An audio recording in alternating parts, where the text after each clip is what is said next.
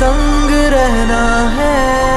Hello বন্ধুরা, কি অবস্থা, কেমন আছেন সবাই? তো যাই হোক, ফাইনালি মুক্তি পেয়েছে আপকামিং ইন্ডিয়ান হিন্দি ল্যাঙ্গুয়েজের action thriller cinema teaser trailer Jigra. বলিউডে যখন কোনো লেডি লিড অ্যাক্টরের সিনেমা রিলিজ হয় তখন দর্শকদের সাপোর্ট খুব কমই দেখা যায়, লেকিন আলিয়া ভাটের ক্ষেত্রে পুরোটাই আলাদা। ভাই বোনের পেয়ার যেভাবে এই সিনেমার লেডিস লিড অ্যাক্টর প্রেজেন্টেশন করেছে, নাইস কনসেপ্ট। তো চলুন দেখা যাক কেমন হয়েছে সিনেমাটির teaser trailer. Alia Bhatt is an lead actor in next movie in Jigra.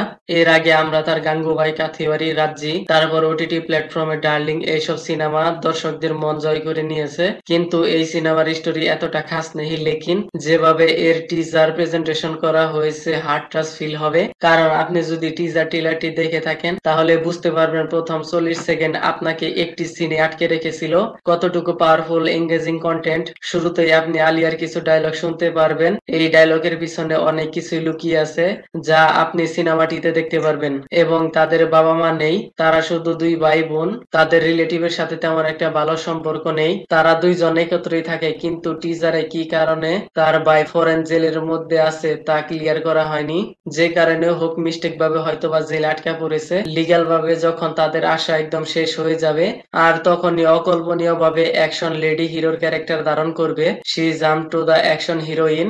এরপর নিজের ভাইকে জেল ভেঙে সেফলি নিজের বাড়িতে নিয়ে আসবে। লেকিন এই সমস্ত ঘটনা এতটা সহজ হবে না, তা আপনারা স্ক্রিনে দেখতে পাচ্ছেন। নানা ধরনের বাধা বিপত্তি, ব্লাস্ট সিন, এই অ্যাক্সিডেন্টের ঘটনা আর অনেক কিছুই দেখতে পাবেন যা হিডেন রয়েছে। ট্রেলারে আপনারা একটি সং শুনতে পারবেন, ফুলোকা তারাকা। এই সিনেমার গানটি গেয়েছেন এই সিনেমার অ্যাক্টর বেদাঙ্ক রায়না, নাইস ভয়েস। এই গানটি অনেক পুরনো হরে রাম হরে কৃষ্ণা সিনেমার গান। ওই সিনেমাতেও ভাই বোনওয়ালা কনসেপ্ট ছিল আর এই সিনেমাতেও সেম কনসেপ্ট। আর এই টিজারের ব্যাকগ্রাউন্ডের সেটআপ দেখে মনে হচ্ছে চায়নার কোন শহরের। তাছাড়া casting, looking, blast scene, VFX সেই লেভেলের মনে হচ্ছে।